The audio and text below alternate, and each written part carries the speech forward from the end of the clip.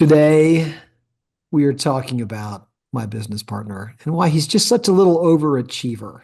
It's December the 6th today, and a couple of weeks ago, he was asking everyone else, like, hey, tell me about your 2025 personal goals. Like, nobody had their personal goals for the next year done in November. Like, what's he talking about? But okay, it is that time of year. And yes, people are talking about goal setting. And we did just finish up with doing some of Acuity's planning for 2025 and goals and such. So we thought we'd get on and talk about what that looks like, doing some planning for the year. Also, of note, Matthew has kind of moved into our integrator role fully. And he had his first kind of quarterly meeting that he had to run. So we're going to talk about how did Matthew do? Did he do a good job or did he not do a good job running our quarterly EOS meeting? So all that here today on Drink What You Think. Yes, it's your favorite happy hour discussion over some beers, talking about all the weird things we're doing in our accounting firm. I am your host, Kenji.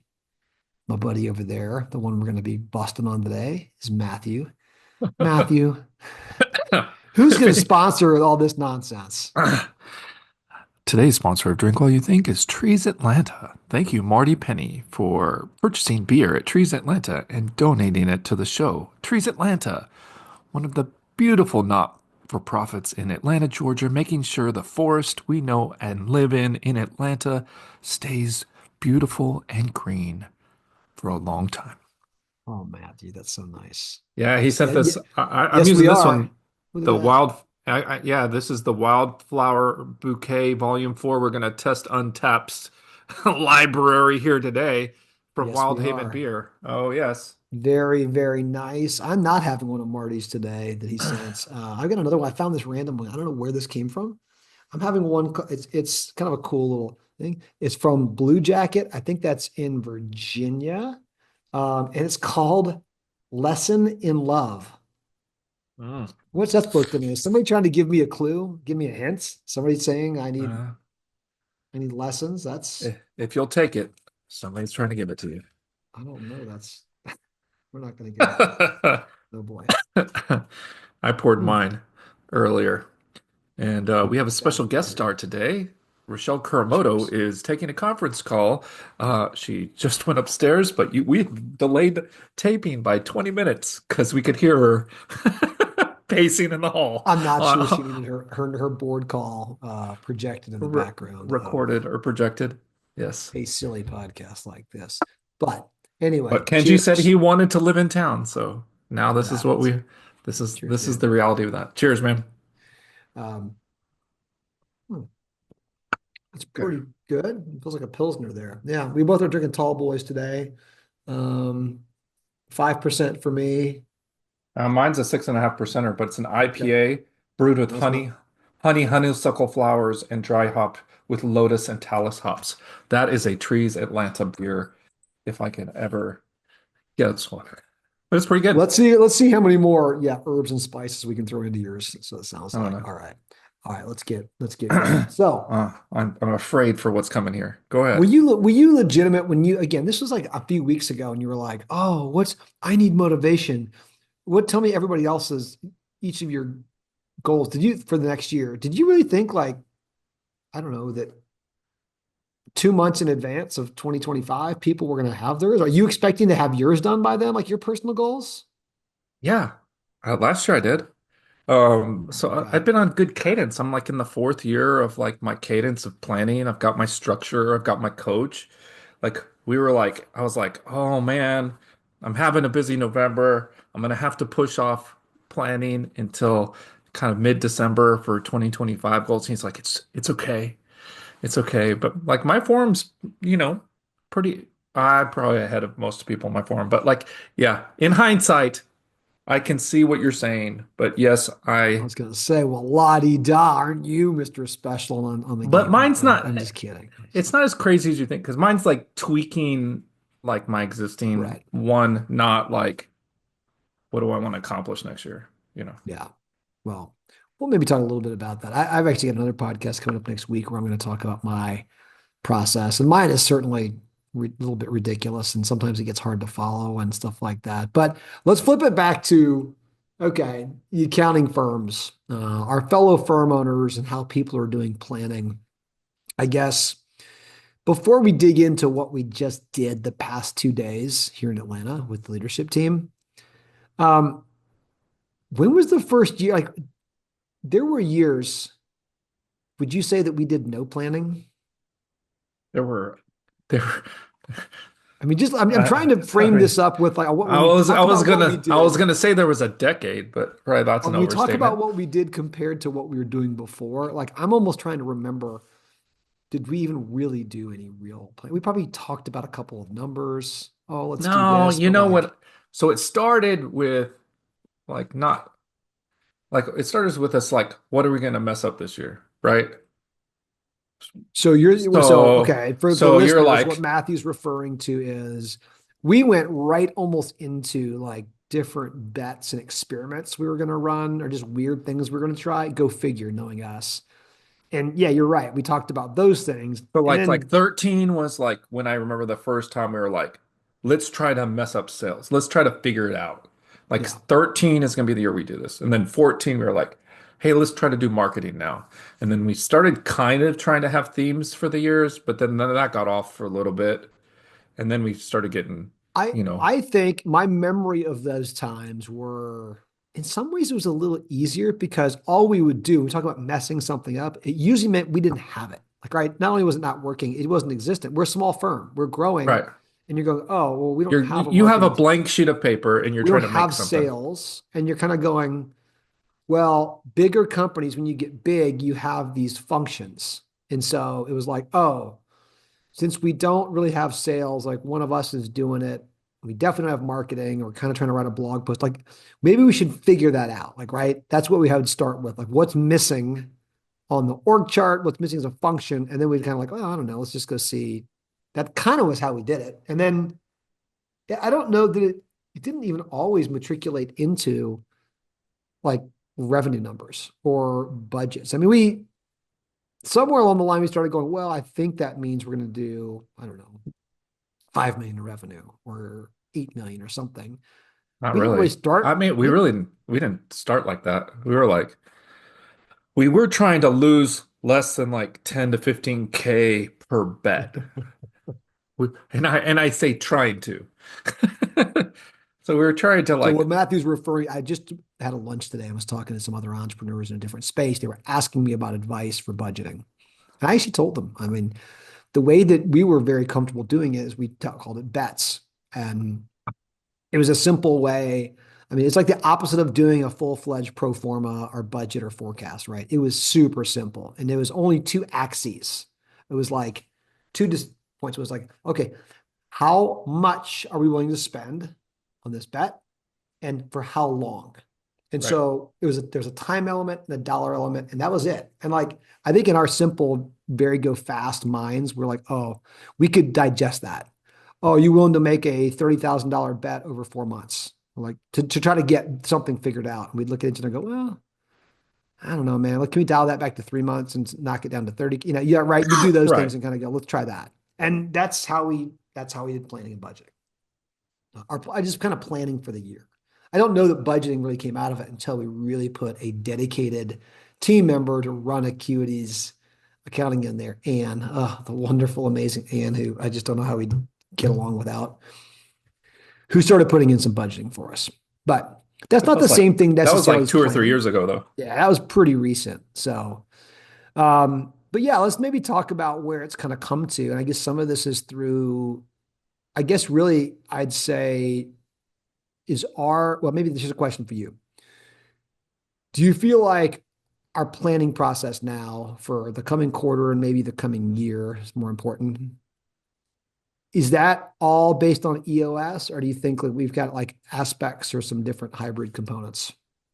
No, I think it was less important back in the day because we were the only people executing on it. And like now it's more important to get kind of collaboration because a lot of people have to move the needle and move in the same direction.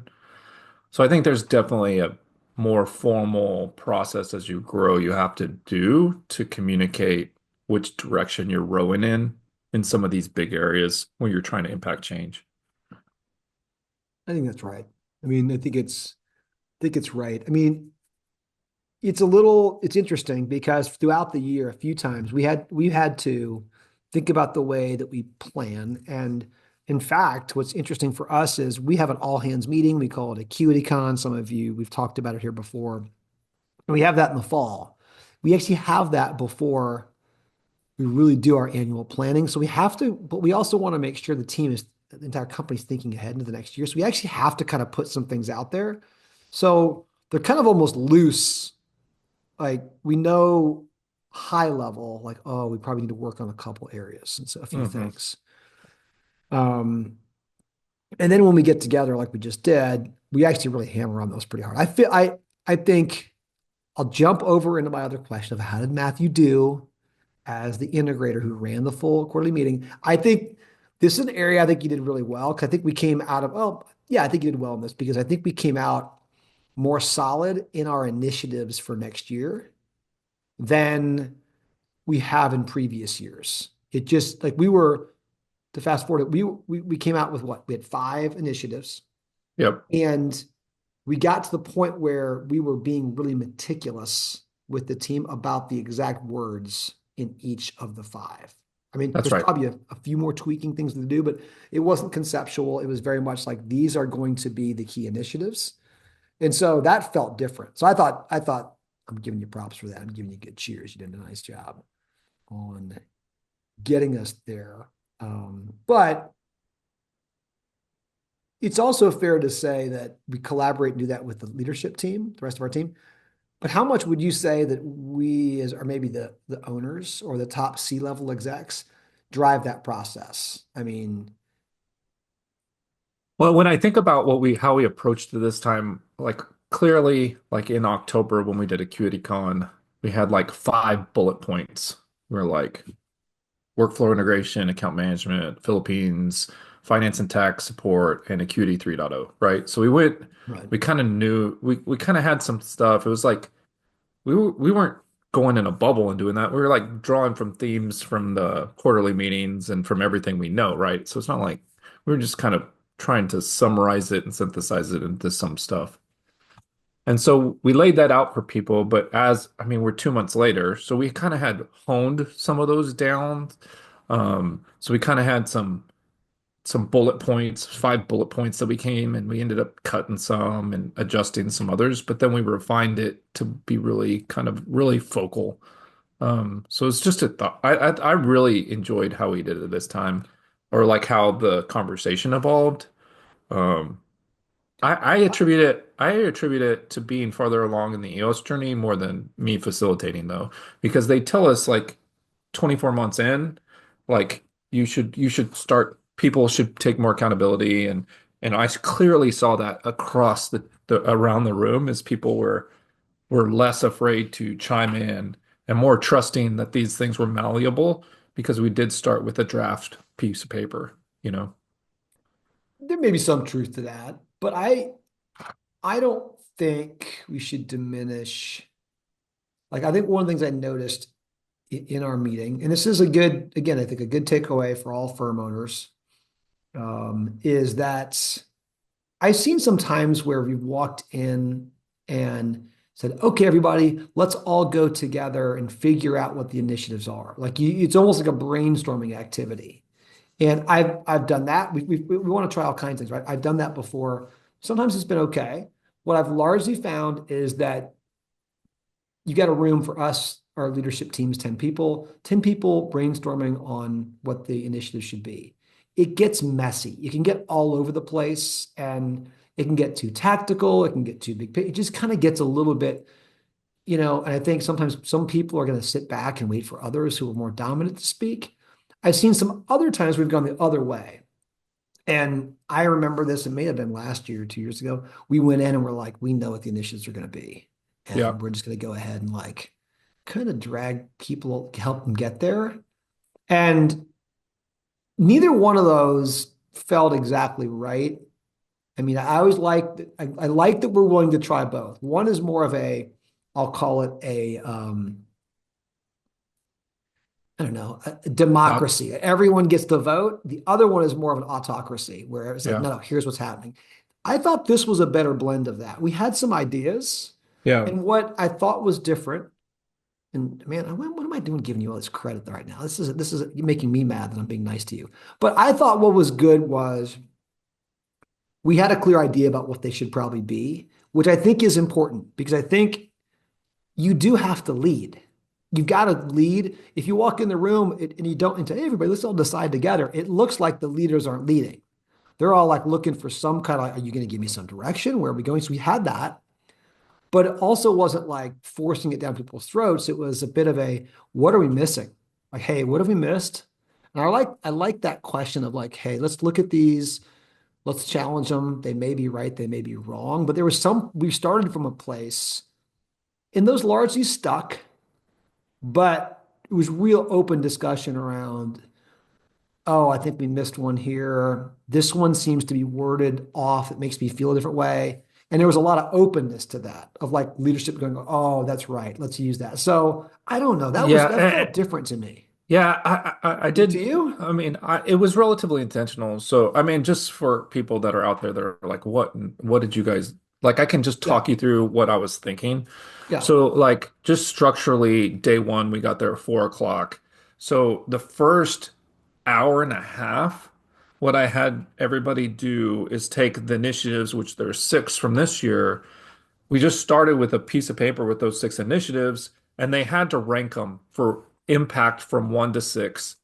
Like, how did we do? Like, which of these moved the needle?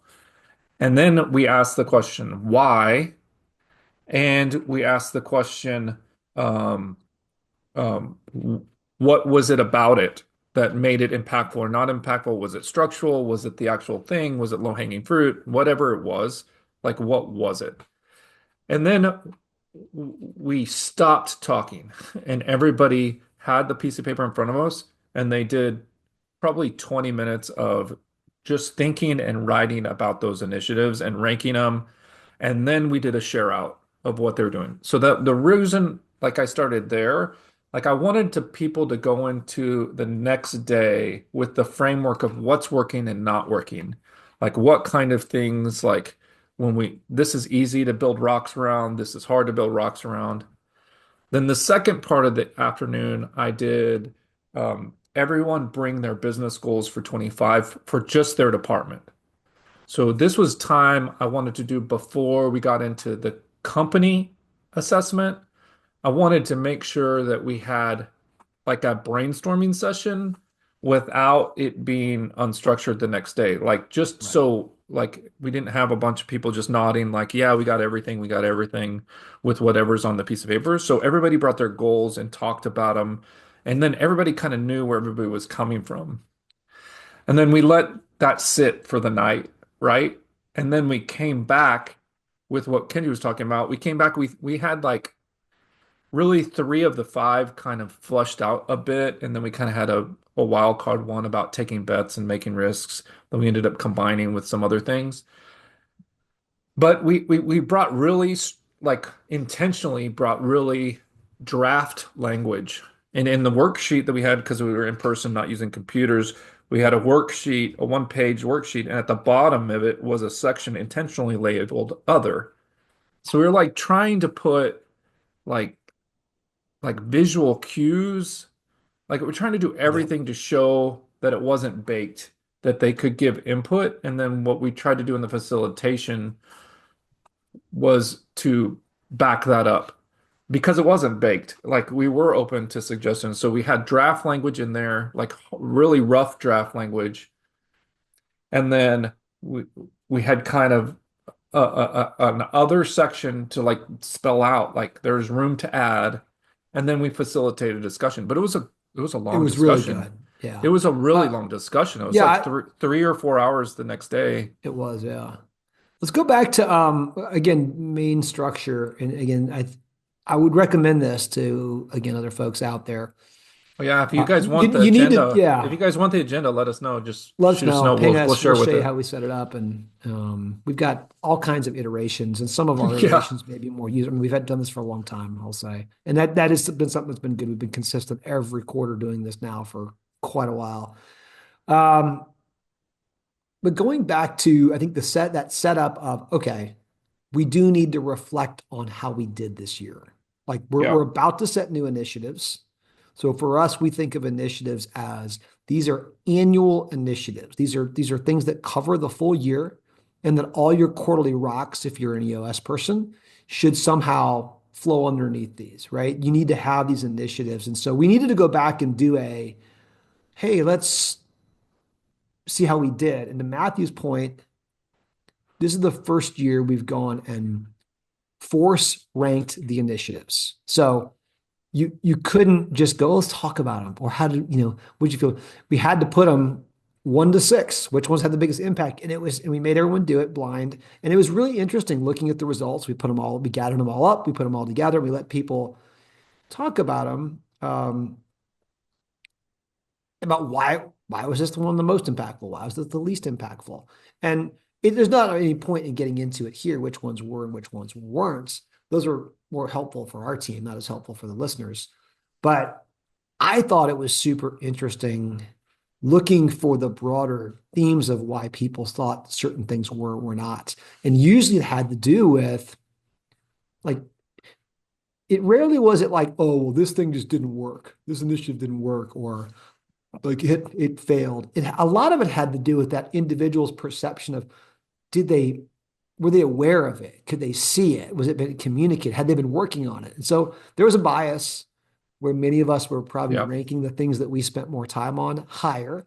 And I don't think that was because each person thought, well, the stuff I do is more important than the others. It was just pure awareness because they spent more time with it.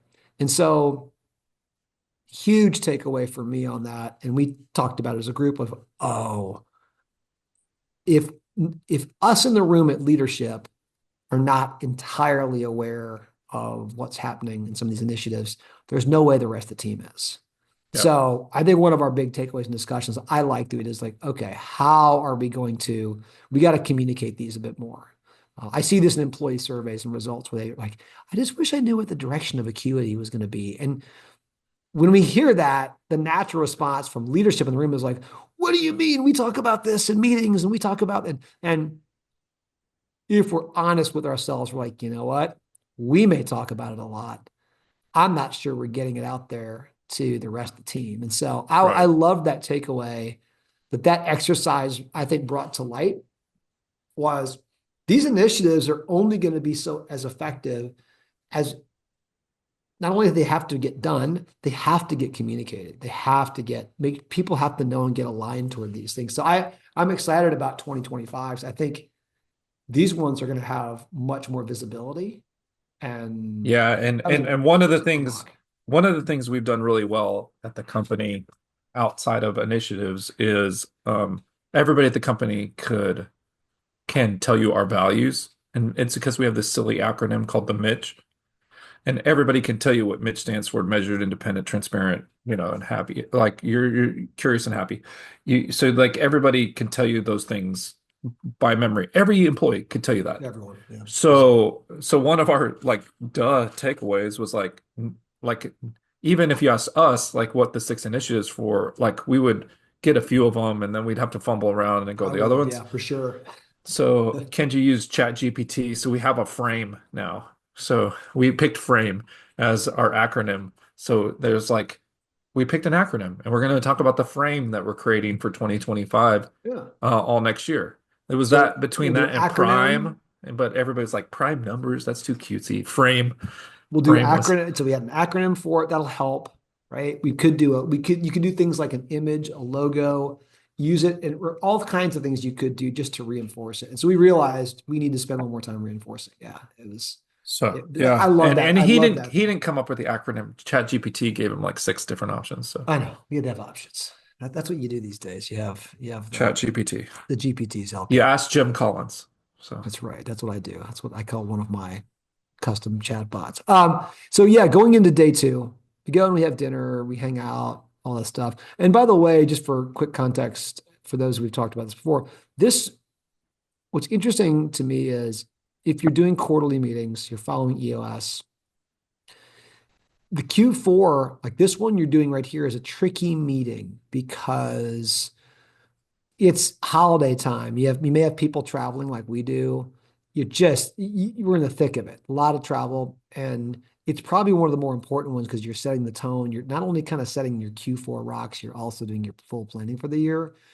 Or sorry, you're doing your Q1 rocks, you're doing your full year, initiatives, and you got a compressed time cycle. So this is our first one that we don't really do as a retreat. We do it in our office. We did it kind of, yes, some people flew in, so we still do dinners and things like that. But we don't have this shared space retreat-like situation that we do for the other 3 quarters, which makes it feel like, how did you feel about that? You talked about this in your takeaways, and maybe I'm jumping a little too far ahead at the end of it, but like this was,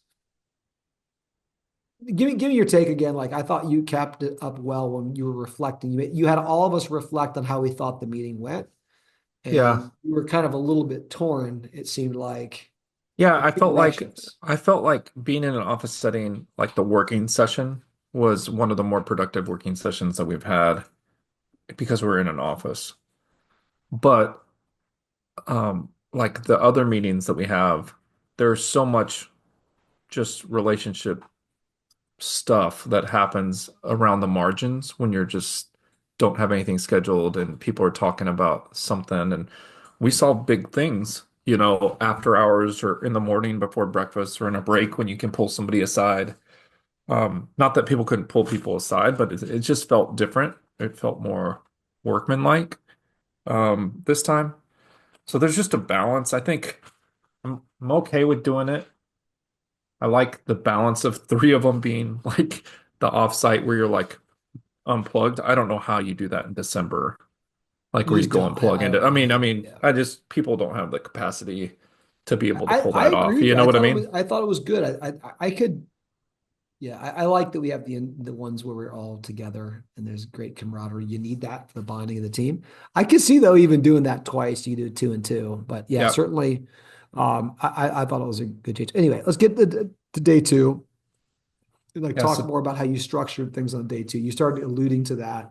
yeah. So day two, we started with This is where we're kind of moving right into 2025. Like now we're doing yeah, I mean, 2025 stuff. so we always start with our check-ins. We didn't talk about the check-in day one. Check-in day one was kind of like everybody's flying in, so we did a quick one. Just so day two, we've got the whole day in front of us. So we did best personal news, just so people could talk about their families, people could talk about their vacation coming up. Somebody has a sabbatical for their spouse coming up that they're really excited about 2 months in the summer with their kids and this cool place. You So like wanted you just mention the why. Why is that important, you think? So check-ins, like the segue or check-ins, and when I talk to my wife, who's an educator, she always reinforces to me the check-in or the first part of the doing something, even if it's one word, to create community. So I thought for day two, when we have a longer day and we have more time on the schedule, keep it open-ended, don't make it real quick, let people talk about their families focus people on personal stuff and just create those like continue to like reinforce those this is more than just work like these are people like parts and just also knowing like that's also often when things like big things coming up in people's life like I'm gonna be pregnant or I'm pregnant. I'm gonna be gone for Q3. Like that could affect that could affect the year planning for if one of your leadership team's out for that. But just things like that. Yeah. So personal connections I hear, and the other one sounds like is setting the tone for you go around robin. Everyone's going to speak, right? This is Yeah, not going to be a presentation by one person. This is going to be everybody going around the room, like warming that process up. Yeah. yeah. And I think we set the tone better this time for what I like to call I scribe, which is you tell people you frame something and then you stop and you give people some amount of time to get their thoughts together, as opposed to going directly into a conversation where whoever's the quickest on their feet puts something out there and then everybody just agrees with it. You get a lot more diversity of views if you give Yeah. people even 3 minutes after you have a question to write down their response and make some notes so that they also can listen to the other people. So it does two things. A lot of times when you give a prompt while the first person is answering, the rest of the room is trying to figure out what they're going to say.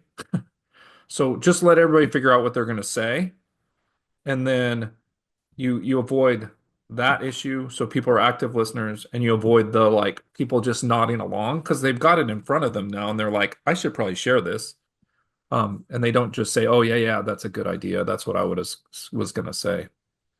Yep. Um, Yep. so we did a lot of that on both days. But so for day two, after we did the check-ins, the kickoff for the initiatives, we had a one-page kind of worksheet for everybody. We had the proposed initiatives on there, but I also took them back to AcuityCon because we had put, 5 different things in kind of different words out there during AcuityCon when we put because we had put like icons up there and then a couple of words, and these initiatives were kind of in sentences, and many were very different, and they really weren't correlated. So I kept them there so we were aware of them. And then we just went through and started talking about actually the ones I was most confident with first and kind of refining it, make sure we had like collaboration, and we started wordsmithing it. And then that created more discussion. That discussion kind of led into the next of the 5 proposed initiatives that we had, which one we go to next. During one of them, we basically cut one out that was coming up because we incorporated it there. And then at the end, after, this is probably like 2 hours of discussion, Kenji and I are sitting reflecting, and I think everybody was, and we kind of had the similar ideas. We're like, hey, we're missing this one big thing. And we had asked everybody about it, and people had different thoughts, and then he and I kind of had the same big thing, and we both talked about it. We added it back in, or we added it in a concept, and then we kind of flushed it out. So it Yeah. was a great session. So That was great too. I mean, again, I give you huge accolades. I thought it was great. I think again, in synthesizing some of the takeaways for folks or for me and excuse me, maybe for others, was again, I think what I saw was going in and leading, you got to have a game plan, you need to have an agenda, you need in some cases to get these initiatives. Like the team's going to be looking to you as the CEO, the founder, the leader to have something. But then I think the next thing you do when you go in there is that when you ask like, hey, what are we missing? Right? Or what am I missing here? Like that shows some humility. That shows people it's safe to say, oh yeah, I can disagree with this or I can want to adjust or tweak this, right? But they've got something to work from. There are times when it's like just a blank sheet of paper to somebody is often not helpful. So to your point about creating some things to where like here's a bit of a framework we're going to work from and start going at it makes people get going. And there's a like, hey, what are we missing here? I think then listening, like right, the listening piece of like really listening. And I think something we've done better, and I thought you did a great job with this, is the listening and then also being last to speak. If you're the founder, the CEO, the shareholder, I think trying your best to be the last one to speak or opine on something, like because we've had that before where you and I get going and like the whole room just shuts up because you and I are going to do what you and I are going to do, and they all want to. yeah, If you the do that, you're gonna some you're gonna get some you're gonna get some good you're gonna get some good stuff from the team. some other intentional things that I did this time that I think people that I felt went well was having them set their goals the day before. Instead of asking, what am I missing? I would refer them back to look at your goals from yesterday and see if we incorporated everything in these things. Like, see if we're missing anything from that perspective. So, not just what is it missing, but like giving them a point of reference that they had to check something. The second thing that I did during the discussion period, I was very intentional around some of our junior leaders and some of our introverts to when we got to a topic area that was in their domain, I directed the discussion to them first. Right. So like trying to like pull them into the discussion, although most of them are very like much more comfortable with the group They're now.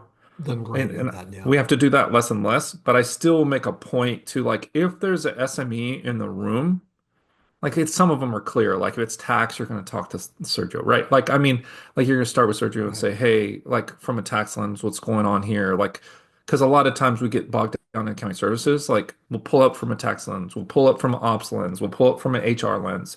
Like we'll just do a couple of things intentionally to pull in some of the quieter voices in the room that have like major, like I know and you know they have major contributions because they wouldn't be in the room otherwise, but just making sure we pull them in at the right time, in natural times and not forced times when it's like, hey, we're talking about something rando, you're gonna go first. Like this is Right. your content area. What can you tell us about it? Yeah. Yeah. Like For sure.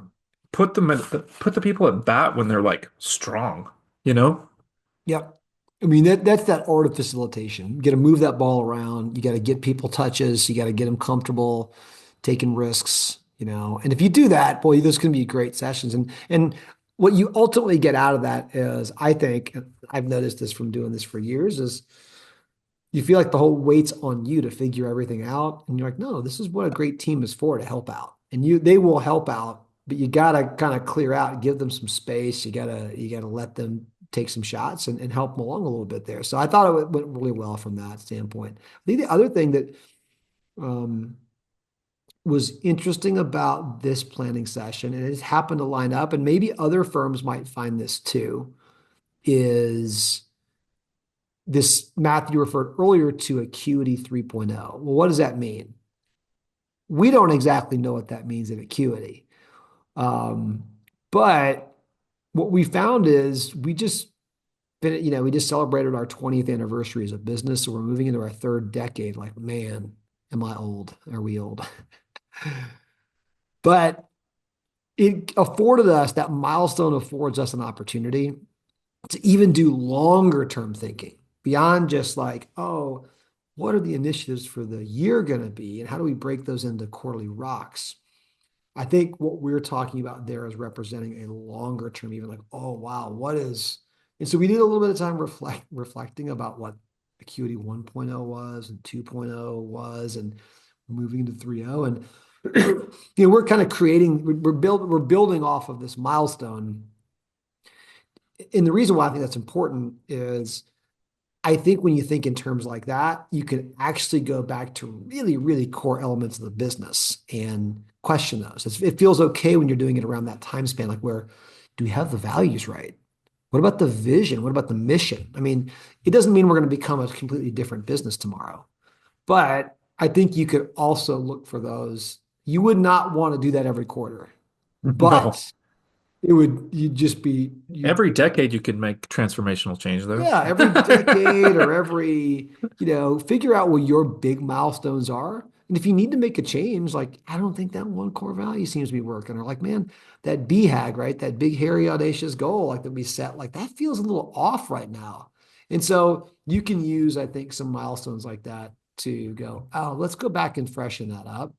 And I think as a leader, when you do that, it feels less like you're just changing things on a whimsy. So yours may be your 5 year anniversary, your 2 year, or you got to a certain revenue amount, a certain number of team members. You could use a number of different things there. I wouldn't recommend doing it a ton, but I think you can do that. So we're embarking on that. We don't know what that's going to look like yet, but it's actually kind of interesting and fun to think about oh wow, what's the next 10 years going to look like? Because for us, I'd say at Acuity, it puts us in a mental framework of thinking about where the profession is going to go, where the needs for small businesses are going to be in a decade, and like, how do we start positioning now? And that's unknown, but it's kind of a fun thinking exercise. So it'll be, Yeah. maybe we'll share more about that in future ones of these, about where we start coming out. But that's one of the initiatives I actually think is one of the cooler ones that we're thinking about, is like, oh, what does the next decade look like in the profession, and where are we going to need to start moving to? Yeah, and we kind of had one last year that was like that, where it was like not necessarily like fully baked at the start of the year. It's like something's going on with AI this year. We thought last year, like, let's make sure we stay on top of it. And then there was like, oh, like halfway through the year, we're like, let's start executing on some AI initiatives this year. And we did Yeah. that in 24 Yeah. really effectively. And I think when you have those room in your initiatives for things and the courage to like audible mid-year, like I think that takes courage. I think that's always my one of my reflections was the one initiative which you changed halfway through the year was the one everybody felt was the most impactful. Right. Yeah. Don't be, I mean, whether it's in the year as an initiative or even your longer term vision, I think those don't have to be set in stone. You have to be really mindful about why those should change, and you have to. You had to You, describe very I mean, clearly why those should change. you can't go willy-nilly, but like, You cannot, but they can be very helpful if you're like, this just isn't resonating, or the world has shifted in a way that is no longer something that is informative to how we're going to continue being, growing. Then change it. Don't get too hung up in a construct or a framework of like, oh, this is how it has to be done. So yeah, good, dude. Good meeting. Really good meeting. I thought it was great. Yeah, I really cool. enjoyed it. I thought you did a good job. Let's rate some beers. Okay. Okay, I we'll go don't with think the mine here Wildflower first. Bouquet is going to be on I've there. got mine pulled I'm a up here. predictor. Okay, hold on. I've got the again lesson in love. Did I learn any lessons? Did somebody teach me a lesson about love? You know what? I could probably use lessons. Um, the lesson this taught me was is love bitter? This is bitter. It's like a bitter, like I don't know why this one's called. I'm not, it was okay. I'm gonna go 3.25. 2.5. Okay. Yeah, cool can, otherwise bitter. Matthew, The tell me one more Wildflower, time. the Wild Heaven Beer, Happiest Hour, Wildflower Bouquet, Volume 4. Good Lord. There's Okay. no way that this is in there. Like if this is in Wow. there, I'm gonna be really impressed with their database. Well, it just Bouquet. Oh, there's the Wildflower look Beer at here. There it that. is. There it is. See, it doesn't have an image to it, which I does don't mean think it it's has like Volume 4 in it, but there's, dude, who knows? we're gonna bump It's them up to 4.0. It's a 3.75, but it's for charity, so they get an extra quarter point bump. it Thank you, is Marty charity. It's a Penny. charity that we've participated in our yeah, and we are in Atlanta, which is known as what? We are the city in the forest, apparently having the largest tree canopy of any metropolitan city in the US. We got a lot of trees here, folks, because of people like Marty Penny and Trees Atlanta and apparently Wildflower Bouquet beer. Can I ask you one Okay, question bring it. before we go? So you asked me a lot of questions this time. I did. How was Yo-Yo Ma? Did you just ask me how is your mama? Is that what you asked me? How was Yo-Yo Ma, dude? Went last night to see Yo-Yo Ma. For those of you unsophisticated, uncouth people, that's the world's most probably celebrated, important classical musician. He's a cellist. It How was was it though? awesome. It was It awesome. was it really He's is it dude, just like everything else where you're like when you see something that's like top, you just know it? that's exactly it. So Oh, we were walking back, and so we had a great time. Ran into a bunch of people. We ran into Wendy and Carrie Stewart down there. We ran into actually we ran into one of our CutyCon speakers, the wonderful Kim Jones and her husband Adam Jones, and we had a woohoo. shared a little drinky drink there with them. It was an awesome night. It was packed house, so it was just kind of fun to get dressed up and go to symphony and pretend like you're civilized, Sophisticated. which I'm not. I'm not normally. My wonderful wife is always. Um, but it was great because that's exactly right. What you just said is you see someone who's so at the top of their game. I mean, and there's no question. How do I don't really know what a good cellist is, except I was texting Blake Oliver, who is a cellist for many know over at the, at Earmark and the Cloud Accounting or the accounting podcast. I mean, Yo-Yo Ma is it. He is the Jordan of that space. And so I never got to see Jordan play. I missed that. I got to see Tiger quite a few times. And there are Yeah. just those out there you see that are like they're the GOAT. And he is the GOAT. Also, what's really cool about him is I'm trying to think of others who are like this, who are in that GOAT status, could not be more humble or kind to others. Like he is just gushing over all the Atlanta Symphony Orchestra players and kind of holding them up. I mean, he's won a ton of the Presidential Medal of Freedom. He did all kinds of things. Like he does a lot, almost ambassadorial. Like he's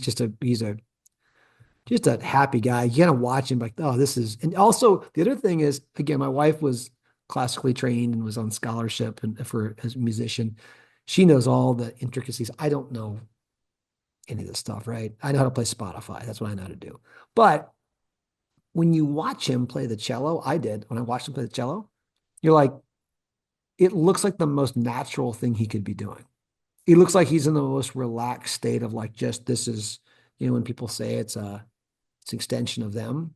It's Yeah. just like he just looks like he's comfortable and he's relaxed and everything. It was wild. It was really cool. So I hated to have to leave the team a little early last night, but it was a really awesome event. I would say pick, I don't care whether it's whatever the thing is, if you can find a goat in a sport, an art, business thing, like just go check it out. Yeah. So yeah, it was really good. Really good. I Much was blessed. jealous, dude. So anyway. All right. Well, hey, folks. One of the things coming up on the pod is we will do our predictions. We're getting near that time of year. We'll go back and look at predictions we've made and see how off we were on those. We'll make some for next year. And what we would love to do is get some of the audience to give us some things they want us to make predictions about. So For just throw it out to 2025. us. Yeah, come on. 2025 predictions. So throw some out. We'll have some coming up pretty soon and we will go through those. But interact with us. We'd love to see it. Follow us along on Untappd for all the things we're drinking.